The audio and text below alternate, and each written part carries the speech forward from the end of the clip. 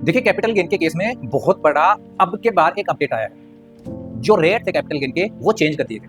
अगर आप कोई भी प्रॉपर्टी बेचते हो और उससे जो कैपिटल गेन होता है आपको, और आपको इस आईटीआर में दिखानी है जो कि फाइनेंशियल ईयर 2024 और 25 की, तो आपके लिए बहुत बड़ा चेंज है।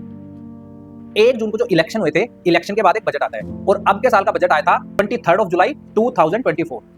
उसमें जो कैपिटल गेन टैक्स रेट था वो 20% से घटा के 12.5 कर दिया गया था। पहले क्या था 20% विद इंडेक्सेशन, फिर बजट में क्या कर दिया गया 12.5% विदाउट इंडेक्सेशन। अब इसमें इशू क्या आता है कि अगर आपका कैपिटल गेन है 2024-25 में तो कौन सा टैक्स रेट लगेगा आपके, तो इसमें कट ऑफ डेट है 23 जुलाई, जिस दिन बजट आया था भाई। 3 केस बनते हैं, या तो आपने 23 जुलाई से पहले खरीदी थी और पहले ही बेच दी, या उसके बाद खरीदी और उसके बाद बेच दी, या तीसरा केस आता है पहले खरीदी थी आपने और उसके बाद आपने बेची है।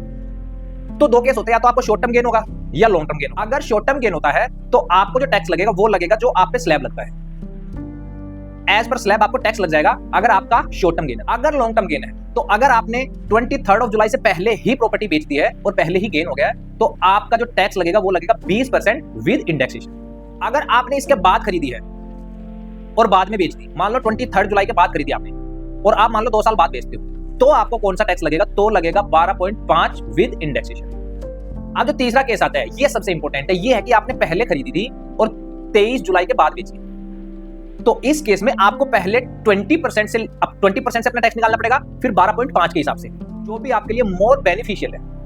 मान लो आपने 20% से कैलकुलेट किया, आपका टैक्स आया 10,000 रुपए, आपने 12.5 से कैलकुलेट किया, आपका टैक्स आया 12,000 रुपए, तो आपको 20% के हिसाब से देना है, और अगर इधर कम आ जाएगा तो आप इससे दे सकते हो।